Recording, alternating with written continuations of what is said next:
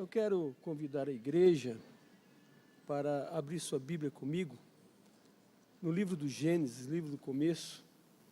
Quero compartilhar uma palavra que Deus colocou no meu coração já há algum tempo e que tem falado muito comigo, e eu quero crer que nessa noite o Senhor falará ao coração de muitos. Sou feliz, estou grato a Deus por essa oportunidade, que Deus continuando abençoando cada irmão, cada irmã, sua vida, sua casa, abençoando nosso pastor, que Deus seja honrado e glorificado nessa noite. Gênesis capítulo 1, versículo 26 até o 28, Gênesis capítulo 21, versículo 26 até o 28, se der para colocar aqui no telão, já está.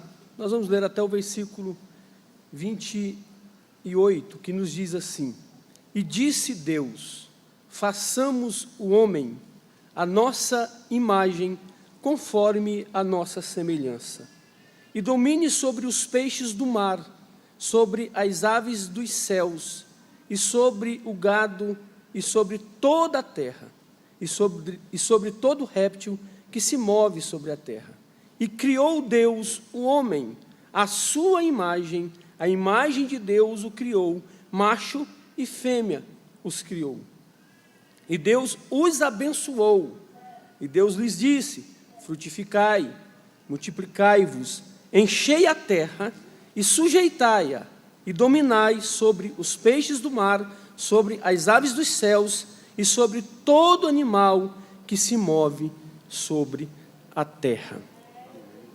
Você pode dizer amém? Amém. Curve a sua cabeça. Pai, em nome de Jesus, nós estamos na Tua presença, Senhor. É bem verdade que muitos já estavam na Tua presença, nesse ambiente espiritual, mesmo, Senhor, antes de chegar na igreja, Senhor, ao sair de casa e ao adentrar esse ambiente, Senhor, a Tua presença, Senhor, é perceptível. Senhor, nós já entoamos louvores ao Teu nome, Senhor, os grupos devocionais, congregacionais, Senhor, e agora chegou a hora da Tua palavra, Senhor. Usa-me, Senhor, como instrumento e fala com a Tua igreja, pois nós queremos, nós precisamos, Senhor, ouvir a Tua voz. Então, Senhor, tenha misericórdia de nós e fala conosco por meio da Tua palavra. Amém. Amém. Queridos, esse texto, acho que é um texto que todos nós conhecemos, até mesmo quem ainda não tem tanta familiaridade com a Bíblia. É um texto que fala da criação do homem. Aqui no capítulo 1 nós temos Deus revelando algo que estava no seu coração e que é o desejo de formar um ser para representá-lo, para ser o seu representante diante de tudo aquilo que ele havia criado. O capítulo 2, Deus vai dar alguns detalhes de como é que ele forma o homem. Aqui nós temos Deus revelando o desejo de formar o ser humano como espécie, macho e fêmea. Então, quando Deus está falando aqui de homem, Ele está falando de homem e de mulher.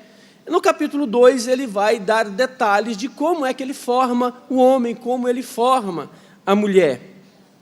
Mas o que eu quero chamar a atenção para os irmãos é justamente o que Deus revela nesses versículos que nós lemos. E por que que essa palavra ela tem falado muito ao meu coração? Porque quando nós olhamos para esse texto, nós vamos entender, de fato, quem nós somos em Deus. Uma das grandes perguntas de grandes pensadores da história é sobre quem é o homem. E a partir dessa indagação, dessa pergunta, que eles não conseguiram resolver, nasceu um pensamento filosófico chamado existencialismo. E muitos pensadores do existencialismo, como Kierkegaard, Heidegger, Sartre, Eles se debruçaram, gastaram praticamente as suas vidas tentando achar resposta para a razão da existência do ser humano. E quando nós nos debruçamos para a palavra de Deus, sobretudo para esse texto, nós vamos ter a resposta que esses grandes pensadores buscaram e não conseguiram chegar a uma conclusão. E a palavra de Deus traz para nós, de forma simples, de forma clara. Até o mais simples dos homens é capaz de entender a sua razão de ser, a sua importância a partir da ótica da vontade de Deus, quando Deus revela formar, criar o homem. E eu gostaria de compartilhar com os irmãos sobre o seguinte tema simples para você memorizar e levar para sua casa e refletir sobre isso a partir da palavra de Deus. Quem somos em Deus? Quem somos em Deus? Quem você é em Deus? Você em algum momento, você já se parou, já se deu fazendo esse questionamento sobre quem você é em Deus? E aqui nós não encontramos não só quem nós somos em Deus, mas qual o propósito da nossa existência, qual era o desejo de Deus ao nos formar. O versículo 28 vai deixar bem claro qual é o propósito de Deus ao nos formar. O versículo 28 diz: e Deus os abençoou e disse: frutificai, multiplicai, enchei a terra e governai sobre tudo o que ele havia criado. Então aqui nós temos o propósito para o qual nós fomos criados. E qual é esse propósito? Ser um representante de Deus, que é invisível diante das coisas que são visíveis. Mas antes do propósito, vem algumas coisas que nós precisamos entender. E a primeira coisa que nós precisamos entender está no versículo 26. Coloca aí na tela, por gentileza, Lorena. Olha só, Gênesis 1 e 26. E disse Deus: façamos o homem. Eu quero chamar a sua atenção para essa expressão, façamos, para esse verbo, façamos o homem. A grande maioria dos teólogos, sobretudo de linha pentecostal, como nós, entende que essa expressão façamos se refere à Trindade. Então vamos imaginar que Deus reúne as pessoas, o Pai, o Filho e o Espírito. Então eles fazem uma reunião para decidir o que fazer com aquilo que ele havia criado, com a criação. E eles chegam a uma conclusão: façamos o homem. Então a primeira lição que eu aprendo aqui, acerca de quem nós somos em Deus, é que eu e você, nós somos resultados de um projeto de Deus. Eu gostaria de convidar você para repetir comigo, após mim. Eu sou resultado de um projeto de Deus. Você acredita nisso? Que você acabou de dizer, a partir da palavra de Deus, você acredita que de verdade você é resultado de um projeto de Deus?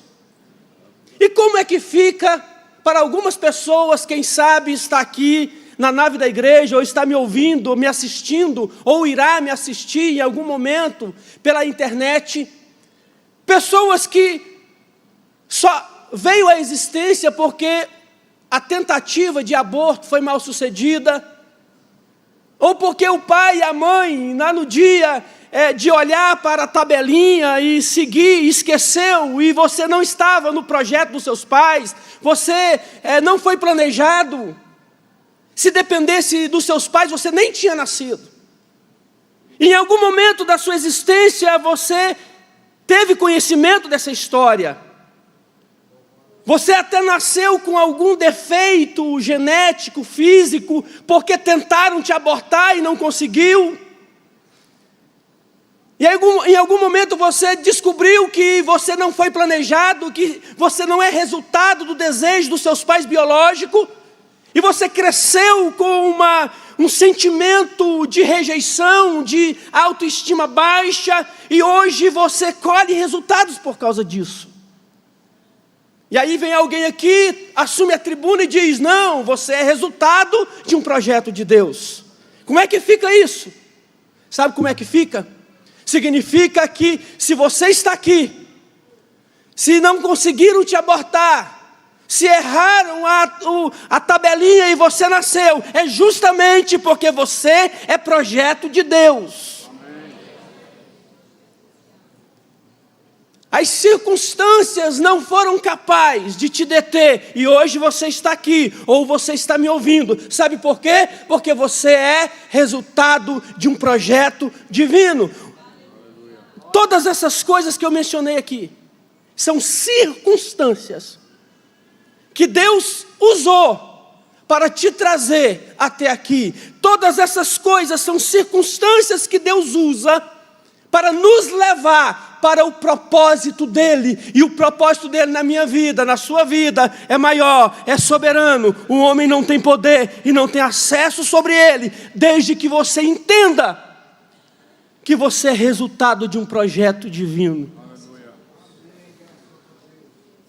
A Bíblia nos conta uma história maravilhosa, bem conhecida. Vocês conhecem a história de José.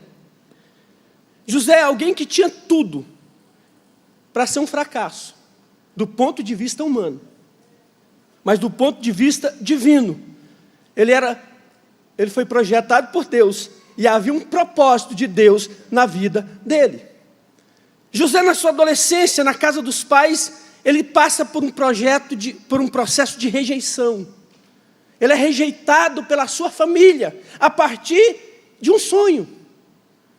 Os irmãos conhecem a história. Ele sonha que ele está no campo com os irmãos, colhendo molhos, e aí, de repente, os molhos dos irmãos se curvam diante do molho dele. Depois ele sonha que, nessa mesma linha, ele sonha que tem 12 estrelas, o sol e a lua, e 11 estrelas, mas o sol e a lua se curvam diante da estrela que era ele. E aí ele conta esse sonho para a família. Eu já vi muita gente criticando José, dizendo que ele não deveria ter contado os seus sonhos. Aí eu pergunto para os irmãos: se eu não puder contar os meus sonhos para os meus pais, para os meus irmãos, para a minha família, eu vou contar para quem?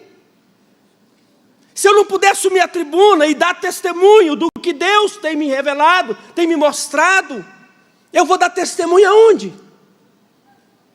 Então o que José fez, ele não fez errado, ele não fez por inocência, fazia parte do processo, fazia parte das circunstâncias que Deus ia usar para cumprir o propósito dele na sua vida. E aí ele sofre rejeição na família, ele vai para o Egito, para a casa de Potifar. Na casa de Potifar, ele é falsamente acusado de assédio sexual. E por causa dessa falsa acusação, ele vai para a prisão. E lá na prisão, ele encontra 2 rapazes, funcionários do palácio, o copeiro e o padeiro. Um dia eles têm um sonho. Um dia esses 2 moços têm um sonho. José já não está mais em casa, José não está mais na casa de Potifar, ele está na prisão. E aí sabe o que me chama a atenção na vida de quem entende que ele é projeto de Deus?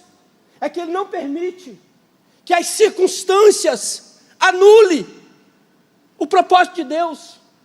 O que foi que levou José para o Egito? Não foi sonho? E o que foi que José fez na prisão? Não foi interpretar sonho? Então José está exercendo a área para a qual ele foi chamado por Deus, mesmo longe da sua família, esquecido dos seus irmãos e debaixo de uma falsa acusação e na prisão. Ele está exercendo o que Deus chamou ele para exercer. Ninguém está vendo José, mas ele está exercendo o que Deus chamou para ele exercer, porque ele entendeu que ele era projeto de Deus. Você não precisa entender, e nem sempre nós vamos entender as circunstâncias. Mas nós precisamos ter certeza de uma coisa, de que eu sou projeto de Deus. E que eu estou sob o cuidado do Senhor. Porque deixa eu dizer uma coisa para você, as circunstâncias não têm poder na tua essência. Você consegue entender isso? Repita comigo assim, as circunstâncias, por mais adversas que sejam, não têm poder na minha essência. Paulo, em 2 Coríntios, capítulo 4, se não me falha a memória, versículo 16, ele diz, ainda que o homem exterior. Põe aí, Lorena, vê se é 2 Coríntios, capítulo 4 e 16 mesmo. Olha aí, ó. Por isso não desfalecemos. Por que nós não vamos desfalecer? Mas ainda que o nosso homem exterior, isso aqui, ó. Isso aqui. Ainda que seja corroído por um câncer terminal. Ainda que todas as energias já tenham se esvaído por causa da idade, ainda que esse nosso homem exterior se corrompa, o interior, a essência, de fato, quem eu sou em Deus, o que é que acontece com ela? Se renova de dia em dia. Quanto mais o tempo passa, esse corpo se derrete, se deteriora, mas a minha essência vai se renovando de dia em dia, e vai chegar um dia, no dia da glorificação, que essa essência interior que se renova, ela vai ganhar o lugar dessa matéria, e nós nunca mais sofreremos os intempéries dessa vida. Então, querido, as circunstâncias não têm poder sobre quem você é em Deus.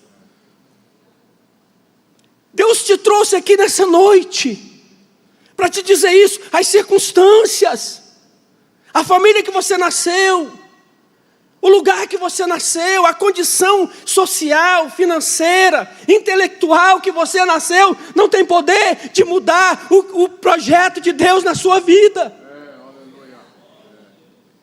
Nós precisamos entender isso. José entendeu. E quando ele viu alguém que tinha sonhado, ele disse, opa, de sonho eu entendo. Me conta o teu sonho. E aí numa condição adversa, meus irmãos, José vai produzir. Por quê? Porque ele sabia quem ele era em Deus. Deixa eu dizer uma coisa, ainda que você esteja, você não depende de estar à vista, você pode estar esquecido. Se você souber quem você é em Deus, você vai produzir para o reino de Deus. Aí José interpreta o sonho do moço, dos dois rapazes. Um sonho era bom de dar notícia, porque é do copeiro. Olha, você vai ser absolvido, você vai ser restituído do seu cargo. Mas o outro, irmãos, o outro ia ser condenado. E qual que era a sentença? Vão cortar a sua cabeça e vão pendurar no cesto e vão dar para os pássaros comer. Mas ele dá notícia, irmãos, porque quem é projeto de Deus, quem é representante de Deus, dá notícia boa, mas também dá notícia ruim. Quem é chamado por Deus de verdade, não do oba-oba, mas de verdade, pastor Djalma, ele diz, Deus é contigo. Mas ele diz também, contado foi os teus dias e você foi achado em falta. José dá notícia para o moço. Quando o moço... se cumpre, quando o copeiro está sendo restituído no cargo, José diz assim, quando você chegar lá, faz menção do meu nome, intercede por mim, porque eu estou aqui inocentemente, desde a casa dos meus pais. O texto bíblico diz assim, o copeiro, porém, se esqueceu de José. A história diz que passou-se pelo menos 2 anos, José esquecido na prisão, mas frutificando, porque ele sabia quem ele era em Deus. As circunstâncias não foi capaz de mudar o projeto de Deus na vida de José. Até que chegou o dia que o rei sonhou. Eu não quero me prender nessa história, eu só quero que você entenda que quando nós sabemos quem nós somos em Deus, nós vamos glorificar a Deus, ainda que nós não entendamos as circunstâncias. Porque veja bem, José sonha, onde que José sonha? No Egito ou em Canaã, na casa dos pais? Na casa dos pais, amém? Por causa dos sonhos, que era projeto de Deus, que fazia parte do propósito de Deus na vida de José, José é levado para a casa de Potifar no Egito. Quando as coisas começam a melhorar, José vai para a prisão. Sabe qual era a chance de um condenado, de um presidiário ser governador do Egito? Sabe qual era a chance na ótica humana? 0. Mas sabe por que Deus pegou a chance 0 e criou uma situação, porque não existia governador do Egito? Deus provocou uma situação e criou, sabe por quê? Porque José era projeto de Deus. E quando você entende que você é projeto de Deus, as circunstâncias que você não entende vai corroborar para o que Deus tem na sua vida. Então José sonha na casa dos pais. Aonde é que o sonho vai se cumprir? No Egito. Agora preste atenção aqui, na ótica humana, José estava perto ou longe dos seus sonhos? Na ótica humana, ele sonha na casa dos pais. Aonde que ele está agora? No Egito. Ele estava perto ou longe? Ele estava longe. Na ótica humana, ele estava se distanciando dos seus sonhos. Mas na ótica divina, que conhece todas as coisas, ele estava, cada circunstância, estava empurrando José para o cumprimento dos seus sonhos. Então comece a glorificar a Deus por causa das circunstâncias. Você quer ver outra circunstância? Outro nome, outro homem que usou as circunstâncias, entendeu que as circunstâncias faziam parte do projeto de Deus na vida dele. Paulo, coloca aí, Lorena, é 2 Coríntios, capítulo 12, versículo 6. Olha só. Porque se quiser gloriar-me, não serei nércio, louco. Porque direi a verdade, mas deixo isto para que ninguém cuide de mim mais do que em mim vê. Peraí, voltando à fita. É porque se quiser gloriar-me, não serei nércio, porque direi a verdade, mas, Paulo está dizendo, direi a verdade, mas deixo isto para que ninguém cuide de mim mais do que em mim vê ou de mim ouve. Põe o versículo 7. E para que não me exaltasse, pela excelência das revelações, foi-me dado um espinho na carne, a saber, um mensageiro de Satanás, para me esbofetear, a fim de não me exaltar. Versículo 8. Acerca do qual 3 vezes orei. Quantas vezes Paulo orou? 3 vezes. Para que se desviasse de mim. Versículo 9. E disse-me, aí Paulo tem a resposta de Deus, que ele está buscando. E disse-me, a minha graça te basta, porque o meu poder se aperfeiçoa na fraqueza. De boa vontade, pois me gloriarei nas minhas fraquezas, para que em mim habite o poder de Cristo. Por isso sinto prazer, aonde? Nas fraquezas, nas injúrias, nas necessidades, nas perseguições, nas angústias, ou seja, em todas as circunstâncias adversas, por amor de Cristo. Porque quando estou fraco, então sou forte. Depois você lê, anota aí na sua Bíblia, tarefa de casa essa semana. Anota aí na sua Bíblia. Por que é que Paulo diz isso? No início do capítulo 12, Paulo ele começa dizendo assim, conheço um homem que, se no corpo ou fora do corpo, não sei, foi até o 3º céu. Aí depois ele diz, se esse homem, fora do corpo ou fora do corpo, não sei, eu sei que ele foi até o 3º céu e viu coisas inefáveis que ao homem não é lícito dizer. Paulo está falando dele, que além de ser filósofo, doutor da lei, teólogo, ele foi no céu. Ele viu, pastor, o céu pelo lado de dentro. Agora imagina um homem desse que era teólogo, filósofo, doutor da lei, e agora ele viu o céu pelo lado de dentro, crente pentecostal, do reteté. Porque quando ele escreve a igreja de Corinto, ele diz, eu falo mais língua do que vocês. Imagina, irmãos, se fosse um de nós nessa condição. Dá licença que eu cheguei. Vocês sabem quem eu sou? Paulo. E ele, irmão, parece que ele estava indo nesse caminho. Aí o versículo 7, põe de novo aí, Lorena. Versículo 7. E para que não me exaltasse, por isso que no 6 ele diz, eu vou dizer a verdade de mim mesmo. Para que não me exaltasse pela excelência das revelações, para que eu não ficasse bobo, besta, por causa do que eu vi no céu, foi-me dado um espinho na carne. Agora, que espinho é esse? Existem muitas cogitações. Os mais cuidadosos, eles dizem que era uma cegueira. Existe uma linha de pensadores que vão dizer que esse espinho na carne era uma fraqueza espiritual. Que quando Paulo começava a achar que ele era melhor do que os outros por causa das revelações, a sua área frágil gritava dentro dele, opa, eu sou homem igual aos outros, sou pecador, se eu não tomar cuidado, eu vou cair, então o que me mantém de pé, igual qualquer um outro, é a graça de Deus. Aleluia. Aí ele diz, olha, um espinho na carne, a saber, um mensageiro de Satanás. Para quê? Para me esbofetear. O que é esbofetear? É você tomar soco de murro fechado no nariz.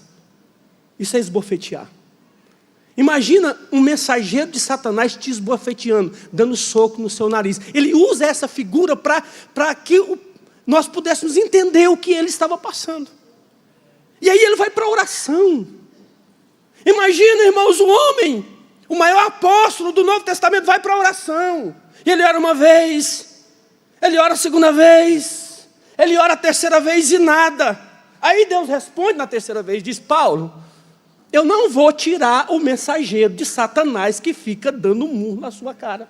Não vou tirar. Mas e agora, Senhor? Ele falou, tem uma coisa, Paulo, entra debaixo da minha graça, porque a minha graça é suficiente para você e para qualquer um que não, mesmo quem não teve a revelação do céu que você teve, a minha graça é suficiente. Eu te convido nessa noite, entra debaixo da graça. Entra debaixo da graça. Quem está debaixo da graça não murmura. Quem está debaixo da graça não reclama. Quem está debaixo da graça, mesmo que não entende as circunstâncias, ele diz, Senhor, eu não sei o que está acontecendo comigo, mas eu sei que eu sou projeto teu e que alguma coisa, em algum momento, o Senhor vai revelar para a minha vida. Bendito seja o nome do Senhor. Então vem para debaixo da graça, porque debaixo da graça você está protegido. Não era a sabedoria da lei de Paulo, não era o seu conhecimento teológico, nem filosófico, e nem a sua experiência celestial. E eu me dirijo com todo respeito a você, meu irmão, que é muito espiritual. E você acha que a tua espiritualidade te faz melhor que ninguém. Paulo está dizendo, não. O que te mantém de pé é a graça de Deus. Bendita graça. É por essa graça que você está aqui hoje. É por essa graça que o Covid te visitou e não te levou. É por essa graça que a cachaça ainda não te matou, que a droga não teve poder de tomar os teus neurônios, a tua vida. É por essa graça que Deus, que muitos livramentos você já teve, e hoje você está aqui, e Deus nos trouxe aqui para dizer, Senhor, muito obrigado pela tua graça. Põe aí Lucas capítulo 4. Outro personagem, Jesus. Jesus sabia quem ele era e qual era o propósito pelo qual ele estava aqui.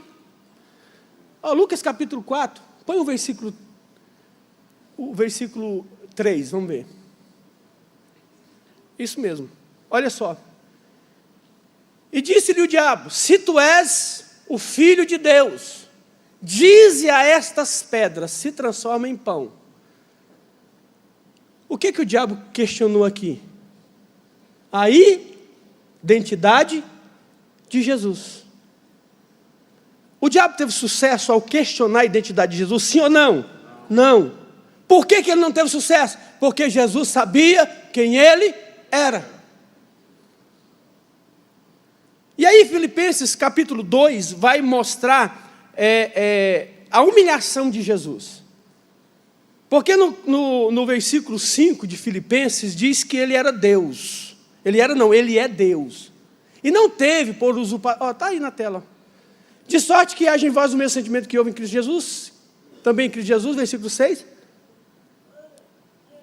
Que sendo em forma de Deus, não teve por usurpação ser igual a Deus, mas fez-se a si mesmo de nenhuma reputação, tomando a forma de servo, fazendo-se semelhante aos homens, e achado na forma de homem, humilhou-se a si mesmo, sendo obediente até a morte de cruz. Então nós temos aqui dois cenários. De um lado, numa ponta, nós temos Jesus, Deus, sentado no seu trono. Se você quiser saber quem é esse Jesus aqui, leia Isaías capítulo 6.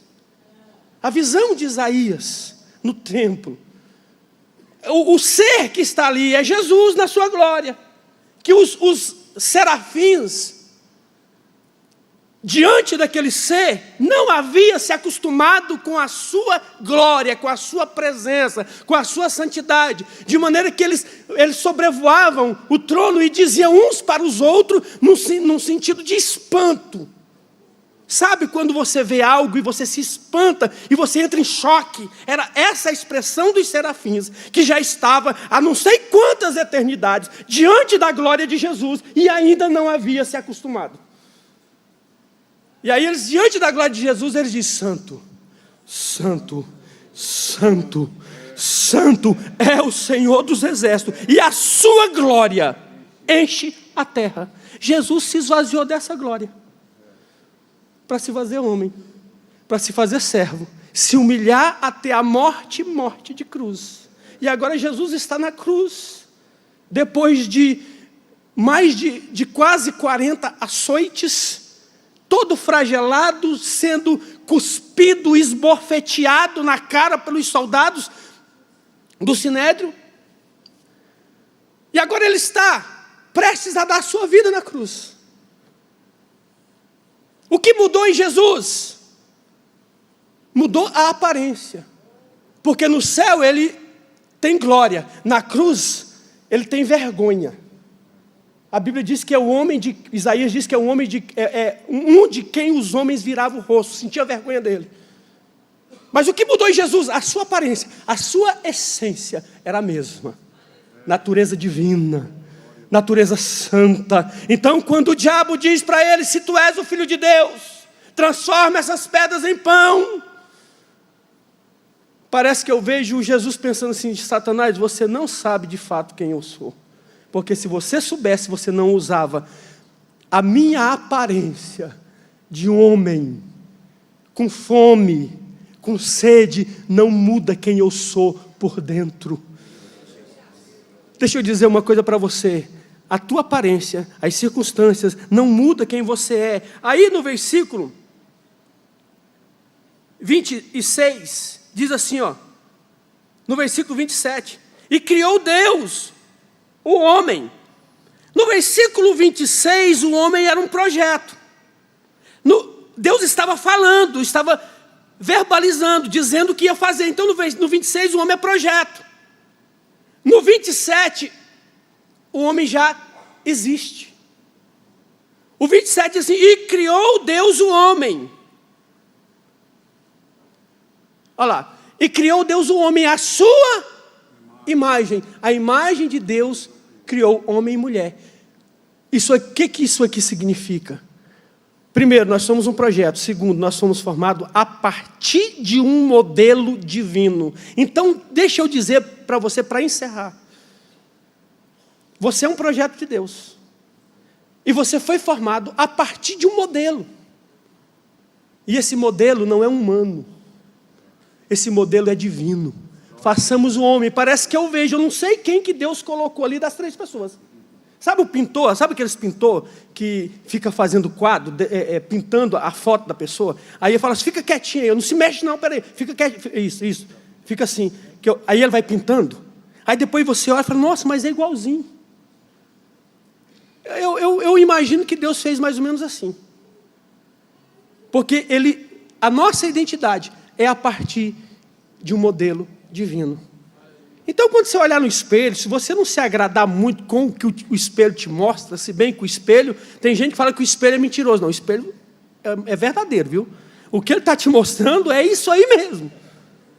E se de repente você não está se agradando mais do que você vê no espelho, não precisa ficar triste, porque o que vale é a tua essência, é quem você é em Deus.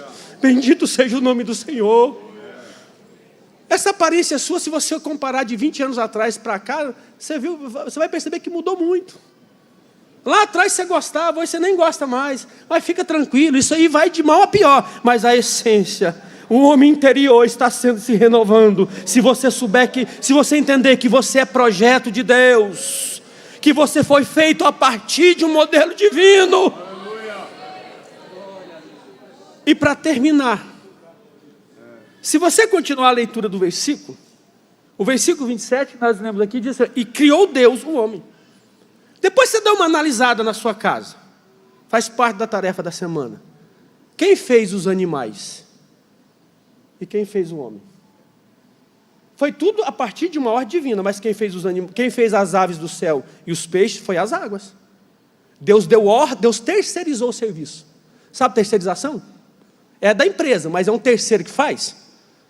Quem mandou foi Deus, mas Deus terceirizou e diz para as águas, produza peixes e aves. Deus disse para a terra, produza os animais. Então, quando foi fazer os animais, Deus terceirizou, mas quando foi fazer eu e você, Deus colocou a mão e foi dando modelo. Aleluia. Aí lá em Jeremias 18, quando ele está sendo preparado para profetizar, parece que eu vejo Deus me fazendo lá. Está dando forma no Adailton. Aí parece que Deus queria coisas maiores para o Adailton, só que o Adailton não estava preparado para coisas maiores. Aí o barro não deu conta.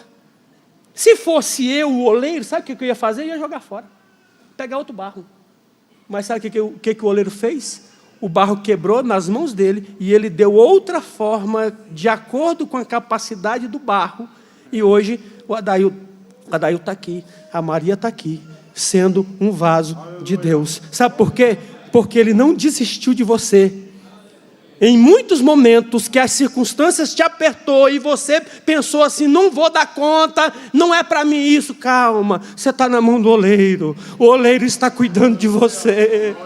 Se não chegou a tua hora ainda, fique tranquilo que vai chegar a hora e você será o vaso que Deus projetou para você fazer. Você pode levantar sua mão e dizer: eu sou esse vaso, obra da mão do oleiro. Eu gostaria de saber se há entre nós alguém que vem nos visitar ou já está nos visitando há algum tempo, ou você que está afastado e hoje você ouviu essa palavra, Deus dizendo para você: você é projeto dele. Só tem uma pessoa capaz de impedir o projeto dele na sua vida. É você mesmo. Nem o diabo pode, sabia disso? Que nem o diabo pode impedir o projeto de Deus na sua vida. O que o diabo faz? Ele começa a mentir para você. Ele começa a usar do engano para que você não acredite. Foi o que ele fez com a Eva lá no Éden. Então ele está mentindo para você que você não é importante, que você não merece viver. Isso é mentira do inimigo. Hoje você veio aqui e Deus me trouxe com esta palavra para dizer: Deus se importa com você e você é precioso para Ele. Tem alguém que quer aceitar esse Jesus? Aceitar esse projeto divino, abraçar esse projeto divino de uma vez por todas? Tem alguém? Na galeria? Aqui. A melhor coisa é entregar a vida para Jesus. Passar a entender quem você é nele e que as circunstâncias são apenas circunstâncias. Tem alguém? Se não tem, que Deus abençoe a sua vida. E volte para a sua casa. Você que veio aqui, Deus falou ao seu coração, volte para a sua casa dizendo: Satanás, tudo que você falou a meu respeito é mentira. O que vai prevalecer a partir de hoje na minha vida é o que a palavra de Deus diz. Deus abençoe a igreja. Muito obrigado, meu pastor.